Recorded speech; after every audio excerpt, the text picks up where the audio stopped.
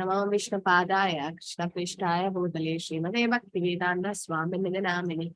Namaste Saraswati Devi Gauravani Pracharini Vishesha Shunyavadi Paschati Deshatharini Jai Shri Krishna Chaitanya Prabhu Nityananda Shri Advaita Shri Vasadi Gaurabhakta Hare Krishna, Krishna Krishna, Hare Hare. Hare Rama, Rama Rama, Hare Hare.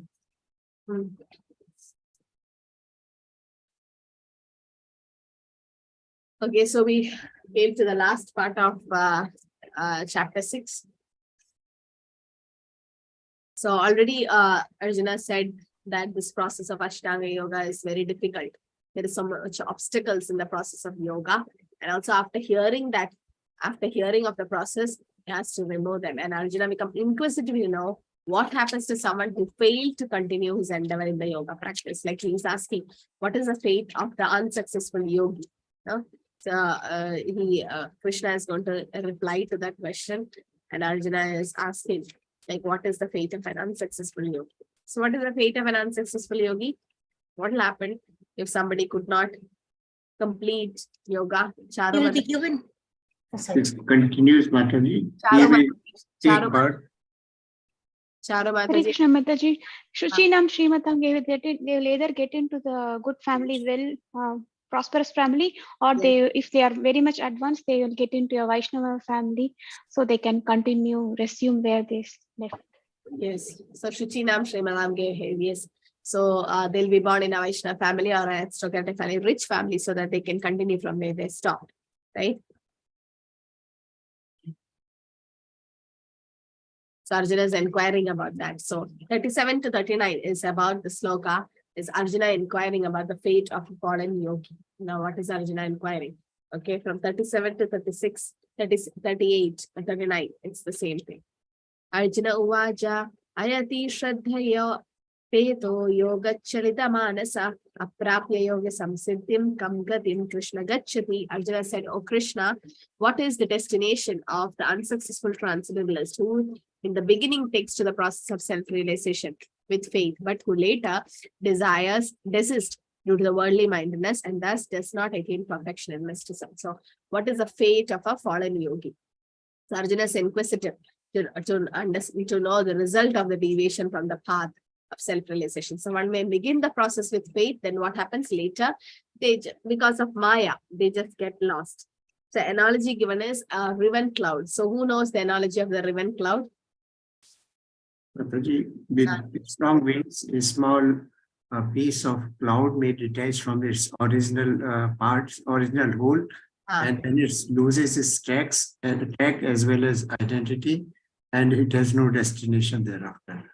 Yeah, so the riven cloud is like just breaks from the main cloud, but then it cannot join another cloud, and then it's just blown away by wind, right? Just gone away. So that means a transcendentalist, a yogi, start a yogi process, but then he doesn't reach anywhere. He doesn't reach to the right destination. So he falls down, right? So he falls down, or in the sense he's become unsuccessful. So like a riven cloud, the example given is, he's asking, does a man perish like a riven cloud with no position in any sphere? And Arjuna expresses that only Krishna can dispel this doubt completely.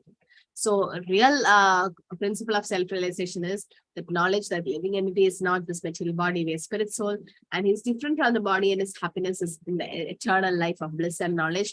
And eternal life is transcendental beyond both body and mind. So different process of self-realization as mentioned is Jnana Yoga, that is path of knowledge, Ashtanga Yoga, the Eightfold Yoga system, and the Bhakti Yoga, devotional service. And as we know, the last sloka Krishna is going to say, Yoginam avisarvesha madgade nandaratmana shraddhavan bhajate yoma same tathamo mata. Shraddhavan bhajate. Bhakti Yoga is the best. So there is something called Sambandha and Avideya and Prayojana. So Sambandha means our relationship with God. That is we are part and parcel of Krishna, we are servant of Krishna, Krishna Sambandha. Then Avideya is the process by which we can re-establish our lost relationship with Krishna. That's Bhakti or devotional services, Bhakti Avideya. And Prema Prayojana, that's the highest stage of love of God, Krishna consciousness, right? So every yoga process have all these three things, but Bhakti Yoga gives the Prayojan part very easily. Conclusion is following any of about three paths. One is sure to reach the supreme goal sooner or later. However, out of three, Bhakti Yoga is the best path because it's more direct method of God realization. Another parts ultimately culminate to Bhakti Yoga. What are the other reasons why Bhakti Yoga is the best? You can raise your hand. Why you think Bhakti Yoga is the best? Okay, it's a direct method. Ultimately, everything culminates to Bhakti Yoga. But what are the other reasons? Why Bhakti Yoga is the best? Easy to perform. 1 second. Yes, Sridevi Mataji. Yes, as Mataji said, easy to perform. To sukkam. Yes. It's Charu Mataji. Hare Krishna, even I was thinking the same. Yes, Susukam Kartumarvyayam. Yes, Susukam Kartumarvyayam. Yes. Yes, Priyadarshini Mataji, is there any other reason? This easy? I felt it was the easiest to do. Yeah. Dinesh Prabhu. There is eternal association and opportunity to serve, render devotional service to Krishna. That is. So there is the bhav develops there, because see, all the other Brahman and Paramatma, there is no much service there. And to Krishna, Swayam Bhagavan, Bhakti Yoga is basically towards Bhagavan form. And there is a relationship and Krishna reciprocates to you. So this bhava, the exchange of madhurya rasa, dhasya, valsalya, all these rasas are not possible with Brahman and Paramatma realization. It's only through Bhakti Yoga can you really have that association with the Lord. And directly you will go back. That's a direct method, easy to perform. Susukam Kartumavyam. But yes, those who said it's easy to perform, I can give another quote. It's also difficult, no?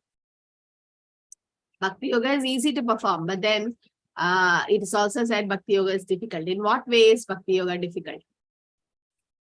Because yes, of material attractions, Mataji. Anita Mataji. Shreya Mataji.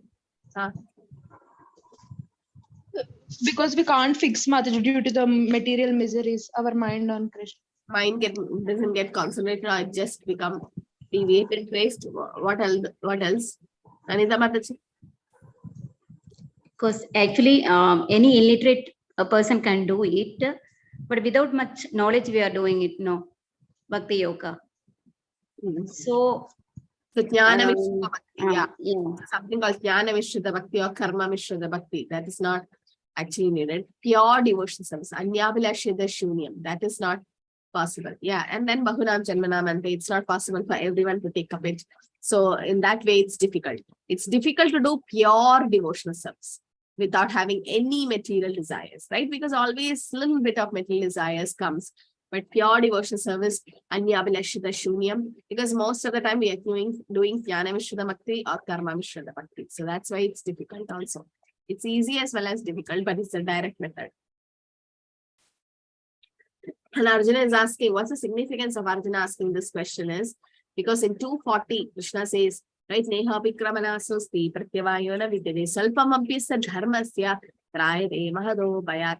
Right, so he says, any small service that is not, it will save you from great danger. So still Arjuna wants to be reassured, because one may sincerely accept the process, but if he fails, then what happens? So, and also he knows Jnana Yoga and Ashtanga is very difficult in this age, and one may not be sufficiently serious about the process. So Prabhupada writes in the purport, to pursue the transcendental path is more or less to declare a war with Maya, of illusionary energy.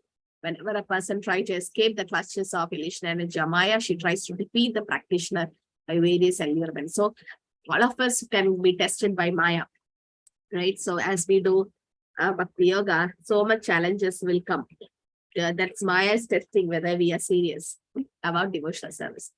So Neha Vikramanaswasi, that sloka says we can be saved from great dangers. Please put in the chat, what do you mean by great dangers? Salpamabhesa dharmasya trayade mahado bhayat, right?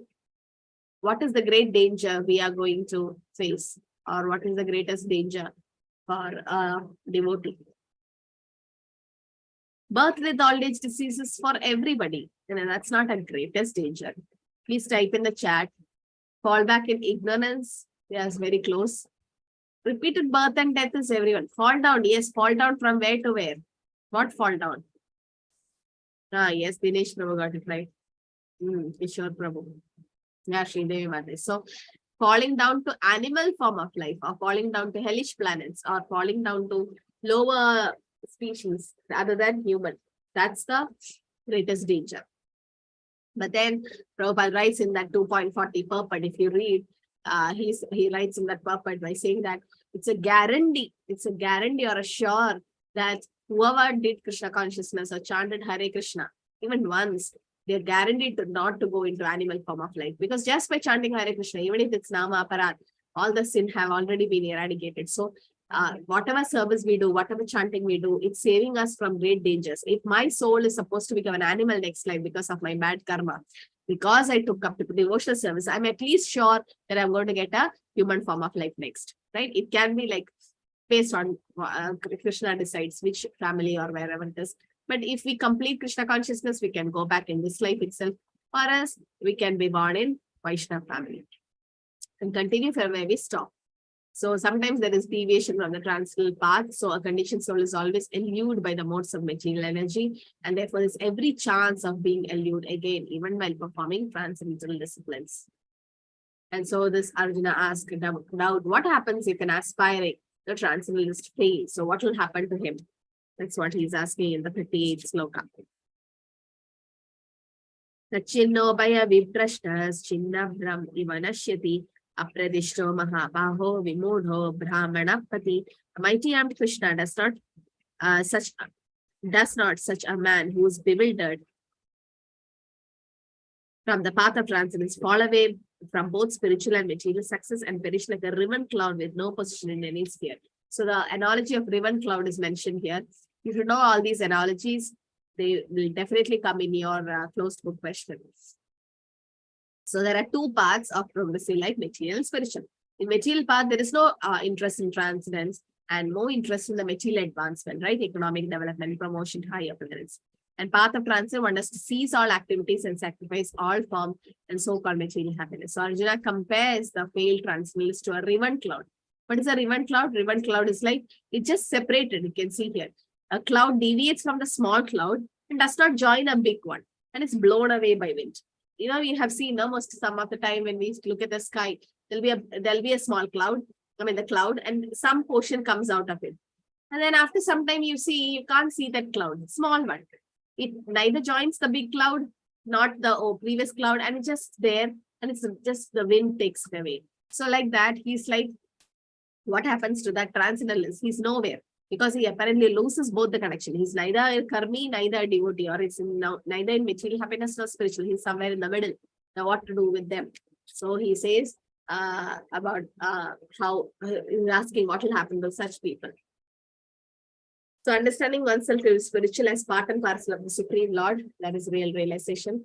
An ultimate goal of successful transcendence is to surrender to Krishna. So only Krishna can destroy the doubt of Arjuna. He says in the 39th sloka, Etan me samshayam Krishna chetumarhasi asheshataha vad anya samshayashyasya chetanahi upapatyate. This is my doubt, O Krishna, and I ask you to dispel it completely. But for you, no one is to be found who can destroy this doubt. Only Krishna can destroy that particular doubt. So doubts are like demons, and Krishna have destroyed so many demons. So Arjuna is like, please destroy this demon, like doubts. So why only Krishna can destroy Arjuna's doubts? Because he knows the past, present, and future. And no one is equal or above Krishna. Certainly the so-called great sages and philosophers who are at the mercy of the material nature cannot equal him. Conclusion is, the verdict of Krishna is final, in complete answer to all the doubts, because he knows everyone and everything and no one knows him. So Krishna explains also in 2.12, explains the eternal individuality of every living entity. And he shows that Krishna must be the knower of the past, present, and future.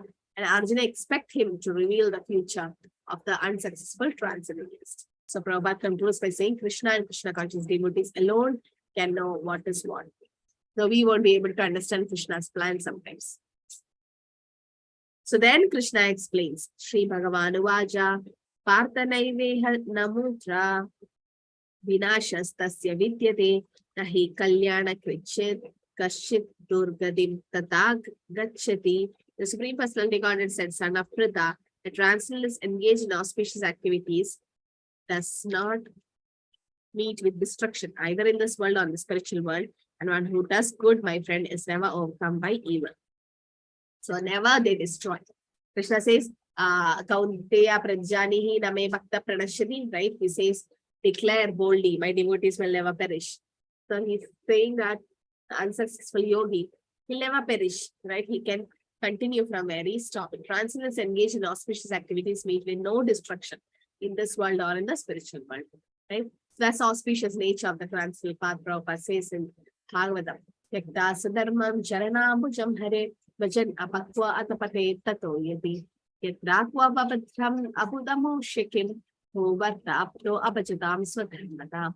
If someone gives up all material prospects and take complete shelter of the Supreme Personality Godhead, there is no loss or degradation in any way. On the other hand, the non-devotee may fully engage in this occupational duty and yet not gain anything.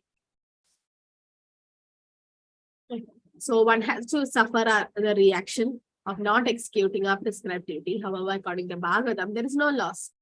Right? Prabhupada says, what is the loss if somebody gives up his occupational duty and takes up to devotional service? There is no loss. But what is the gain of somebody who is a big businessman or doing so much material things, but not a devotee? And today, Bhagavatam class also we heard Prabhupada saying that the real poor person is somebody who's not having Krishna consciousness. The real richness is somebody who's a devotee, right? So on the other hand, to someone who simply follows strictly the prescribed duties need not necessarily attain auspicious result if he is lacking in Krishna consciousness. Okay, so we should know that Krishna consciousness is the highest boon we can get.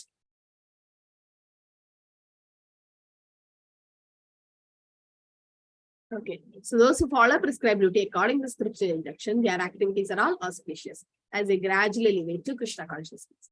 But then non-regulated is then their best sense gratification without knowledge of the next life, and it's never auspicious. The followers remain in material existence and as always miserable. So it is auspicious path, that is transcendent is always having auspicious path, right? Like they follow the rules and regulations of the scriptures. And so there are fruity workers also, they may elevate to higher planets. But what is the use of going to heavenly planets? Shine Pune Maktilogam Vishan, they will come back again. But they are not free from material existence, right? And those who desire no fruit for sense gratifications, there is also called Nishkama Karma Yogis.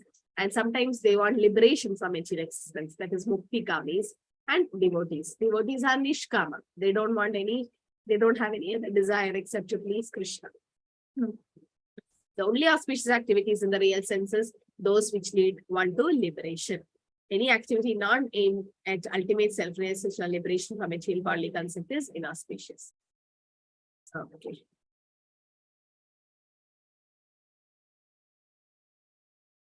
Sridev Mataji, you can post it. I'll make you post. Post that announcement to everyone. So Krishna consciousness is the only auspicious activity. Prabhupada writes in the Prabhupada, anyone who voluntarily accepts all bodily discomfort for sake of making progress on the path of Bhakti or Krishna consciousness can be called a perfect transcendentalist under severe austerity. So that voluntarily accepting the bodily discomfort is called as what? Voluntarily accepting all the bodily discomfort. What is it called? I'm filling that announcement.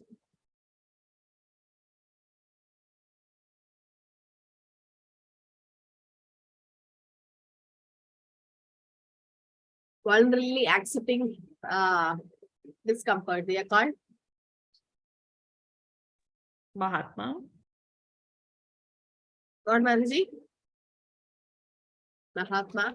No, what is that thing called as? Voluntarily accepting the discomforts. Duratma.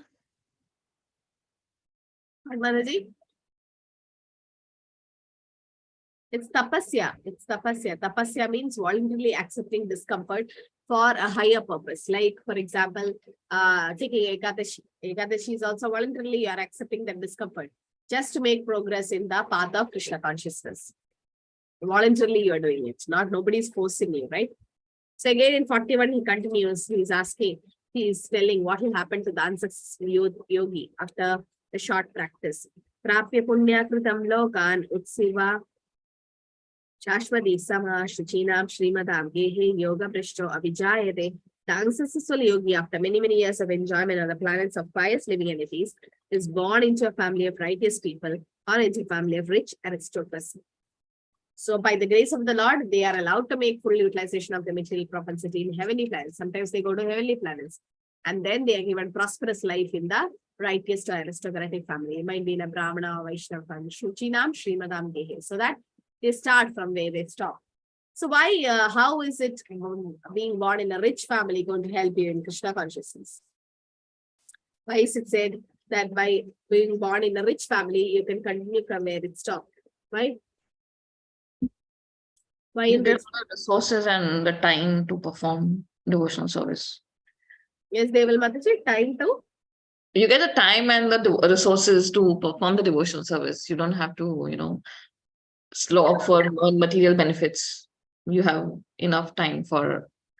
Yeah, so Prabhupada's like they don't have to work hard like how the poor people work hard, like for maintenance, food, shelter, clothing. All that is already taken care of. Like, for example, there's a person with so much big company and he hands it over to his son, right?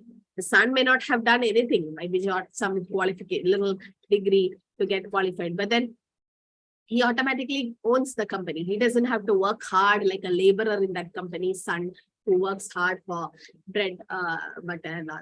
So that means it's already on he's born with silver spoon in the sense everything is met. Now he can use that in Krishna services. So in the sense, Prabhupada's like, he don't have to work hard to maintain himself or thinking about his future, or he don't have to labor so hard, thinking about to meet the necessities of life, because already taken care. Now, that's because he have done so much pious things in his previous life. He is born in a rich family. And then he can start. But most of the time, what happens? They get lost in Maya. Because of so much richness, they get bewildered. But then if that person is a devotee from previous life, just by association of a devotee, that's why this Krishna conscious movement is spreading. That's because of preaching, right? There are so many people in this world just living in the lost in material life. But then when a devotee goes and preach or gives Prabhupada's books, then when they hear the Harina, then what happens? They get the chance to revive their consciousness. Okay, so that is why it is easy to perform devotional service in that way. So Prabhupada concludes by saying, those who are born in such families, aristocratic or righteous, they take advantage of the facilities and try to elevate themselves to full Krishna consciousness.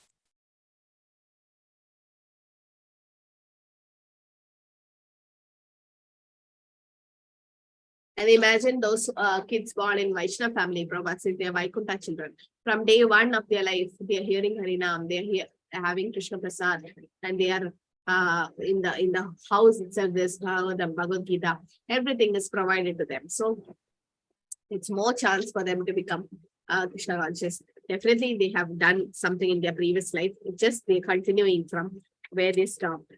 Okay, so that's what. So it's never lost, even though we think that we cannot go back in this life, or we cannot complete Krishna consciousness this life. At least next life we have hope that we can definitely start from where we stop. Atava yoginam eva kune bhavati srimata etadhi durlabhatram loke janmayati trisham. Or if an unsuccessful, after long practice of yoga, he takes his birth in a family of transcendentalists, for surely great in wisdom, certainly such a birth is rare in this world. Durlabha, right? Very rare to get a birth in a devotee family. Such a yogi is given birth in the family of transcendentalists, so surely great in wisdom. Example is about the Acharyas and Goswamis and Prabhupada, Krishna and Saraswati.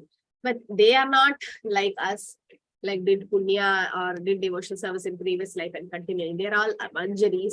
Prabhupada and Bhakti Saraswati are manjaris. Acharyas and Goswamis are manjaris. So for them, it's like they descended from the spiritual world. But then some gurus, you can say some of them, definitely they are continuing from previous janmas. In 43, he says some of the resumption of the yoga practice. Tatra tam buddhi samyogam labate paurabde tekikam yatate chatato bhuya samshiddha kurunandana. On taking such a birth, he revives the divine consciousness of his previous life. And he again tries to make a further progress in order to achieve complete successful son of Guru. So he revives his consciousness. That's what will happen, right? After getting the opportunity, the appropriate family, the yogin begin the yoga practice from wherever they left off. This point is so important. Wherever they left off, it's not like they start from scrap or like starting. No, like in material life, it's like that. You have to start again from LKG, UKG, and then this goes. Whatever degrees we have got in this life, nothing is going to help in next life, right? It's just material. But then Krishna consciousness is wherever we stopped, we start from there. So you would be feeling, you would have all experienced, you know, like some slokas is like very fast you can learn. Just go look at the sloka and it's there. But then some slokas will take like months. It's very difficult. So you should know the slokas. There's an example which you could remember very easily. It's all done in previous life. It's all done. So whatever you're struggling now, like for example, some of them, they chant 16 rounds very fast. Definitely they're doing it from previous life. Or some they do 8 rounds fast and next 8 rounds they struggle to elevate. So the first 8 round, wherever we feel a smoothness in Krishna consciousness, that's we have done in our previous life. Wherever we start struggling, it's like a wall. That is what we are doing in this life. So how many of you have felt that? Either in chanting, in sloka, like, oh, I already know this, I know this. But then again, when you struggle, you need to struggle after that. Yes? Yes, Mataji, in sloka, like some sloka we start, I start halfway, it goes very quickly. And the rest half, it's like pushing, it's going, taking long time, more than a year. Within a month, we complete half, but rest it takes a year. What about chanting? Does anyone have experience in chanting like that? Or everyone could reach 16 very easily? No, Half Mataji. Not much difficult, Mataji. Okay. Those who have not felt much difficulty in reaching 16, definitely you have done in your previous life. Otherwise, reaching 16 in such a short time, it's not easy. And Yes. Mataji, one more thing, rituals, deity worship, no? Yeah. Deity worship. I get engrossed in it. I love it, Mataji. Yeah, deity worship. I forget Me too, myself. Mataji. I forget myself, yeah. Okay, so Suprema says first 6 was easy, but after that there was struggle. Yes. And even I could see that some struggle would be needed later on. But that is what we are doing in this life. So definitely next life, this is going to be easy for us. So you revive the divine consciousness from the previous life. Example, how His Holiness Jayapataka Swami Guru Maharaj saw some devotees coming, doing Harinam and distributing books, saw the tilak, and immediately his consciousness were reviving. I mean, he could revive his divine consciousness. He could feel that I've seen this tilak somewhere, or I know this. Definitely is eternal associate of Chaitanya Mahaprabhu. But then this is how that consciousness gets revived. You've seen some kids playing harmoniums, singing so beautifully, reciting slokas. Automatically, they are attracted to yogic principles, even without seeking them. And they always stand above the ritualistic principle of scriptures. Thus, they try to make further progress. Like, for example, Bharat Maharaj, when he became a deer, in the deer life itself, he could remember his previous janma. Then he became Jada Bharat. Who else? Any other example? That they could remember their previous janma and continued the devotional service. Yes? Actually, Mataji, I don't know whether it is true or false or anything like that. But in my dreams, no, I will see myself sing bhajans. That of Gaura. After coming to ISKCON only, I'm hearing Chaitanya Mahaprabhu and all. I'm not belong to a Vaishnava family or anything like that. Just a normal family. But now, no, sometimes and all in my dreams it's coming, I'm singing, but no, means it is not familiar bhajans. It's different. I have never learned those bhajans. And while getting up, no, I feel that, okay, how I could sing those bhajans and all. I can't remember the lines further, but I know that it was different and I was singing like that. I don't know why it is coming like that and all to me. Yeah, it might be something from previous life. So what is the example? that Shukadeva Goswami, he is eternally liberated. He is the parent of Radharani. No, I'm asking like somebody who takes like Bharat Maharaj took another life and could remember from his previous life. No, don't remember anyone. What about Gajendra? Gajendra was in an animal form and he remembered he was in the Maharaj in his previous life. Yeah, Shanti Devi remembering past life. That is real life example, yes. Where Mahatma Gandhi inquired about her. What about Chitraketu Maharaj, Vritrasur? Suddenly Vritrasur chanted beautiful prayers at the time of death as because he could remember the prayers he did in Chitraketu Maharaj's life. So these are some of the examples we can see.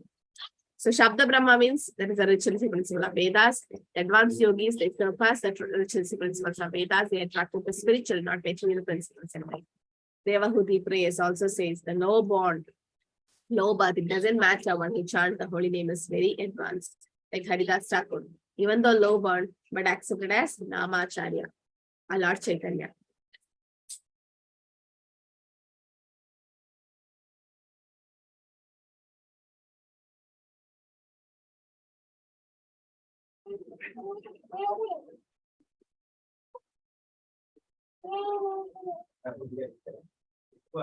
So the yogi attains perfection after many births of practice.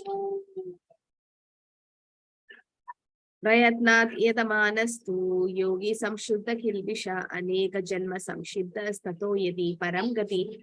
And when the yogi engage himself with sincere endeavor in making further progress, being washed of all contamination, then ultimately achieving perfection after many births of practice, he attained the supreme goal. After so many janmas, Yesham Tandakanam Pavam Jananam Punyakarmanam Tetanda Mohane Muktam Bhajante Mam Drita Drita. They said, after many births of executing pious activities, when one is freed from all contamination and all additional dualities, one becomes engaged in the trans-loving service of the Lord. Bahunam Janmanam Ante Jnanavan Mam Pravatade Vasudeva Sarvaiti Samahatma. So Durlabha, it's very rare to get a yogi like that. Right? So some are born in the righteous aristocratic family. They have a favorable condition. The family become conscious of his favorable condition. The sincere endeavor happens, there is determination, and he starts and he becomes completely pure. He completely cleanses himself of all material contamination, and becoming free from contamination, he attains the supreme perfection of Krishna consciousness. And so the last sloka is towards the end. Prabhupada mentions, Krishna mentions that Bhakti Yogi is the topmost of all yogi. Okay, because of the ultimate stage of yoga practice, that's pure devotion to Krishna, and Bhakti Yoga is the perfection of all yoga. It's not simply a process of purification, it's a goal of purification.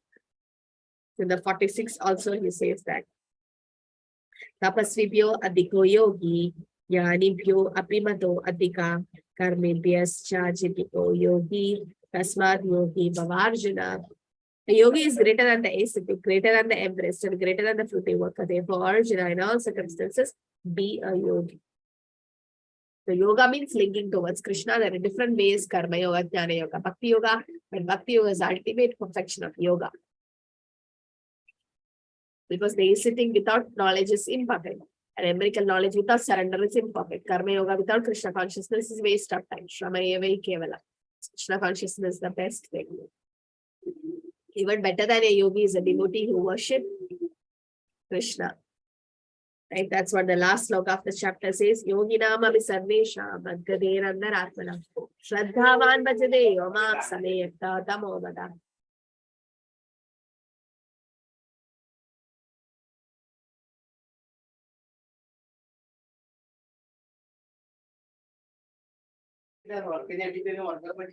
So the root word is bhaja. Shraddhavan bhajate yoma, right? And of all the yogis, the one with great faith who always abides in me, thinking of me within himself, and render transcendental loving service to me, he is the most intimately united with me in all yoga and is the highest of all. That is my opinion. That is Krishna's opinion. Krishna is saying out of all the yogis, because bhajate, they do devotional service. So their need of service is there. Worship means to adore and to show respect and honor to the worthy one. But service means love and faith is especially meant for Krishna. Service cannot be avoided by living empty. Because Jivera Surabai Krishna and Nityadas, we eternal servants of Krishna. One can avoid worshipping a respectable man or a demigod, maybe or discourteous, but one cannot avoid serving the Supreme Personality Godhead without being thoroughly condemned. Esha Purisham Sakshat Atma Pravam Ishwaram Namachanti Avajanandi Snana Brashta Padantyata. Anyone who does not render service and neglects his duty to the premier Lord Krishna, who is the source of all living entities, will certainly fall down from his constitutional position. So this is the yoga ladder. We have Nishkama Karma Yoga, Nishkama Karma with knowledge, that's Jnana Yoga, and then with meditation is Ashtanga Yoga, and the ultimate is Bhakti Yoga. So we'll see the difference. In Bhakti Yoga, the goal of yoga is Bhakti Yoga, and the yoga means actually Bhakti Yoga. And the other Karma, Jnana, and Ashtanga are the steps of the yoga ladder. A destination to Bhakti Yoga. It's Bhakti Yoga is selfless. There is selfless interest in karmis and Ashtanga yogis. This is free from material desires, Anyavalishna Shunyam. They have material desires. It's guaranteed success. It's a guarantee. Right? May fail to achieve success in Ashtanga Yoga. And definitely make progress because means and end are the same. And when Ashtanga Yoga comes to the point of realizing Krishna, that is Bhakti Yoga. Krishna consciousness is the highest rung of yoga. That is Mount Everest and the highest peak of Himalayas. That's right. Yes, we'll have a quick breakout room. It says you have to discuss the most common misconception prevalent in our current times regarding the process and purpose of Ashtanga Yoga and refute them with reference to BG chapter 6 verse and forward. What are the misconceptions about Ashtanga Yoga and how do you refute it? Yes, I'll put in the question in the chat. So here we, with this breakout room, we will end our module 1. Okay. And then we can discuss, come back and discuss. You got the question? The common misconception prevalent in the current time regarding the process and purpose of Ashtanga Yoga and refute them.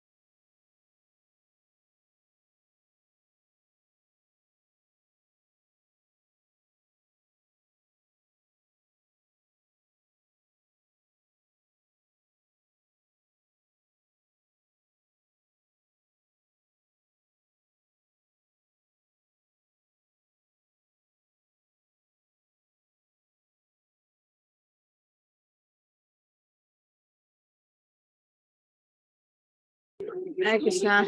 Okay, so we'll start with room number 1. Hare Krishna. Yes.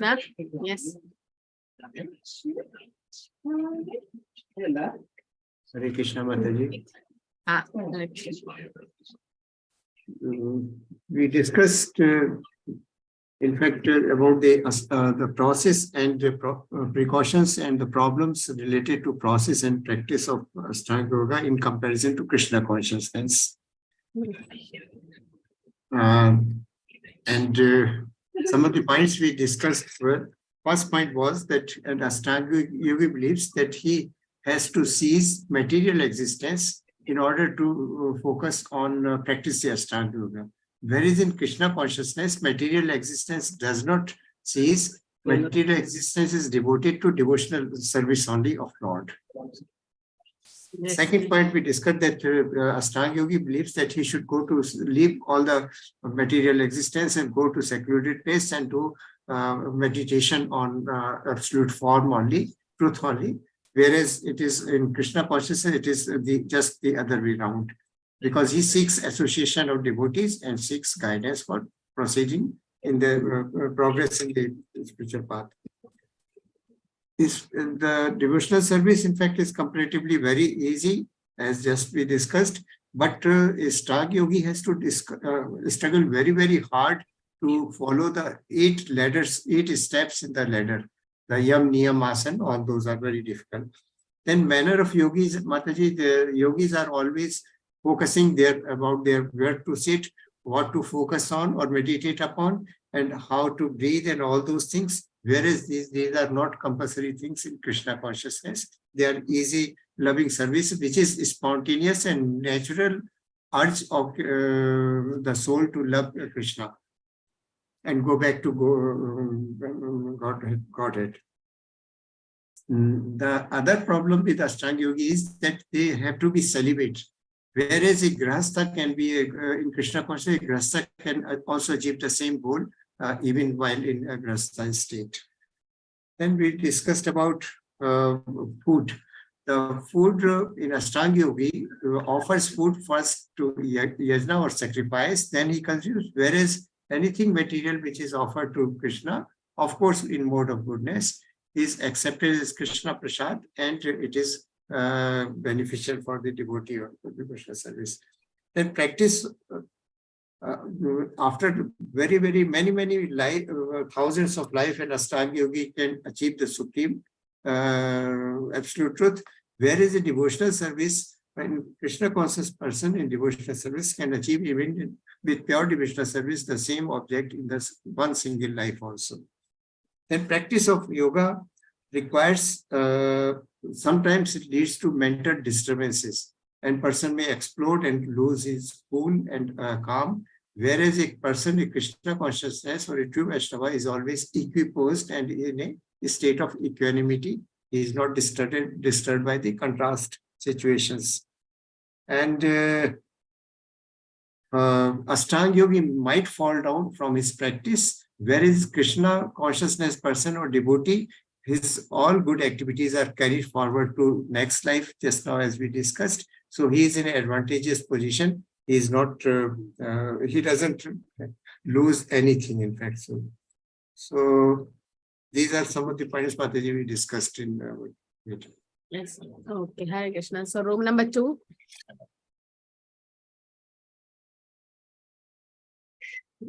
Hare Krishna, Mataji.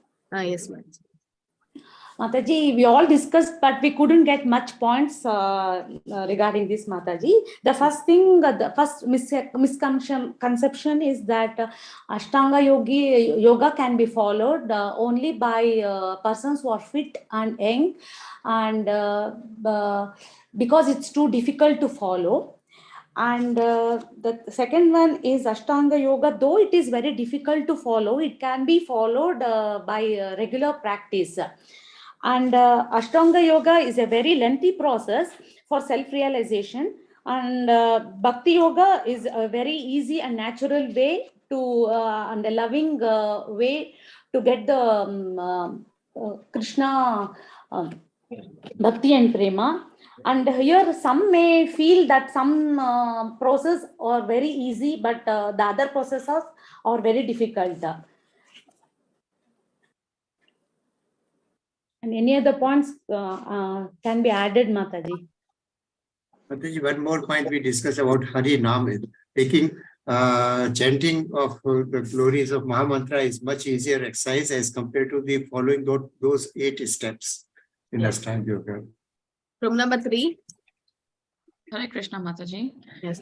Yeah, so we discussed verse by verse. Like first, what is a misconception is that in today's current time, misconception is about yoga is for the physical body, for the maintaining the physical body. But in Bhagavad Gita, if you see from 3rd verse, it is said that yoga is to link with the Supreme.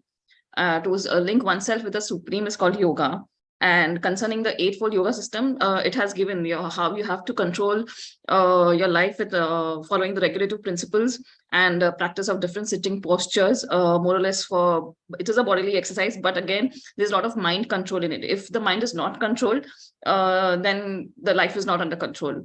Your senses are not under control. So first it is like mainly to control your mind is the main thing in the Ashtanga Yoga. And then when one is fully engaged in the transcendental loving service, as per verse number 4, he is pleased in himself, and thus he no longer engages in the sense gratification or in any fruitive activity. So again, Ashtanga Yoga is not for sense gratification or fruitive activities. It is basically for detaching from the material senses and attaching to the Lord. Again, that is again with connection to Krishna consciousness. Then we come to 5th verse. It is there the purpose of yoga is given, which is to control the mind and to draw it away from the attachment to sense gratification or sense objects. And the mind has to be trained so that it delivers the conditioned soul from the nescience. And then again on the 6th verse, it is said the purpose of practicing 8-fold yoga is to control the mind in order to make it a friend in discharging the human mission. So if the mind is not controlled, you are just wasting your time. And the real yoga practice means meeting the Paramatma within the heart and then following his dictation. Then we come to verse number 10. 1 second, Mataji. I just highlighted the points. Yeah. A transcendentalist should always engage his body, mind, and self in relationship with the Supreme. That is the purpose of the Ashtanga Yoga. He should live alone in a secluded place and should always carefully control his mind. And he should be free from any sense desires and feelings of possessiveness. Whereas in current times, it is just for the maintenance of the body. There's nothing about the mind. It's maintaining the body so that they can do, the sense gratification activities even better. And from 13th to 17th, it is well explained how Ashtanga Yogi has to perform the yoga to link up with the Supreme. Prabhuji, Mataji, anybody from the group wants to add? Everyone added their points. So this is how we discuss verse by verse. So basically the material platform, it is it's a temporary control of the senses in Ashtanga Yoga. But in Krishna consciousness, the desires are not there. Actually, even in Ashtanga Yoga, there is a chance of the desires should be, it will not go completely. And in Krishna consciousness, we are attaching to Lord and everything is for Lord. And the purification process is done completely. That is the difference. One more point, Mataji. That is to get success in Ashtanga Yoga, main criteria is we have to control the mind. If mind is not controlled, we cannot concentrate. And the steps, Dhyan, Dharana, Samadhi, it is not possible. It's impossible. So present day scenario, it is not possible to control the mind. Yeah. Whereas in Krishna consciousness, in this devotional service, it's possible. Mind and senses also. Yes. So Rishikesh and Rishikesh, Seven and Bhakti, because our senses are involved in serving Krishna, automatically the mind also gets controlled. Yes. And that's the best path, a way of controlling the senses and the mind. But in Ashtanga Yoga, yeah, it's very difficult. And there's so many yama niyamas to be done in a solitary place. It's like practically not possible in this Kali Yuga. But then Prabhupada says a child also can participate in Bhakti Yoga. You've seen some children clapping hands in Kirtan, jumping in the Kirtan, taking part in Radha Yatra, or having prasad. All this is devotional activities. Then they get Sorry, Mataji, your son doing it in the morning. Bhagavatam, he was clapping hands. Started. So Prabhupada says even a kid, even though they don't understand what this vibration is or anything, still it'll have effect on that particular soul. So Bhakti Yoga is always better, and it's always the best. So we are also fortunate to come under Srila Prabhupada and whole parampara, so that we can take up devotional service. And you should never regret that I started late, or I could not do in my young days. That is no. Just now we so told, no, unsuccessful yogis. So only Krishna knows what was my past life, what is going to be our future life. So every soul has its own journey towards the destination. Some are almost close, 90% they have done. Some are 80, 70, 60. So wherever we are, at least we should be happy that at least now we came to Krishna consciousness, and then let's sincerely try. The rest is in Krishna's hands. We can't force him. Just now I was hearing just before, like we can't force Krishna to accept us or send us to Vaikuntha or Goloka. Krishna might send us to hell also, right? It's his wish. But then if you're preaching in hellish planet, then that is a great success. No, in spiritual world there is no preaching. Some disciples said that Srila Prabhupada is not in the spiritual world. He might be in some other universe, some other part of the world, or might be in some other planetary system, or in the hellish planets. He's preaching, because in spiritual world, there's nobody to preach, because everyone is pure devotees. So a devotee, we should not expect some wonders to happen in one life, because so many life we have wasted in Maya. So at this life, at least sincerely we try. And then based on our sincerity, Krishna gives the next life. Or some called Kripa Siddhas, just by his mercy, we can get delivered in this life itself, by the mercy of your Guru. Because nobody can measure the Bhakti. No, there's no scale to measure. Not like Kanti and Tilak is not the real criteria to say that person is a devotee. It's coming from inside. The intention to please Krishna is important. So only Krishna can know how much Bhakti we have. Outside, it looks like we are a devotee, but then inside, knowing so many slokas, and that's all not real Bhakti. Real Bhakti is the bhav which Krishna sees. Bhava Grahi Janardana, right? So we'll conclude here. Our module 1 is done. So what we'll do is next week, 7 p.m. we'll have sloka recitation exam. And then the next week, like because many devotees are traveling to Mangalore and they want to study after that. They'll be back only by 24, 25th. So they don't want. And I have a batch in Monday and Tuesday also writing with you all on the Thursday batch. So Monday, Tuesday, Thursday, all of them have module 1, which will be on the following weekend. Okay, we can keep on 6th or 7th. We'll discuss, okay, if that is okay with all of you. And there's some batch from some devotees from the senior batch also will be joining us. All of them, they want to write module 1. It's a theory. Because sloka, I can't take everyone together. I need time. So sloka will be on your regular 27th Thursday. And 4th, you take a break. I mean, you can study. And then that weekend we can have. Is that okay? 7 p.m. IST? Okay. The weekend? Okay. Yes, That Mataji. is all right. Okay, so Yeah. Mataji is giving us darshan live from Mayapur. So let's take that darshan. Harivo, Shri Radha Mata Venashta Sakis. So that's from Mayapur.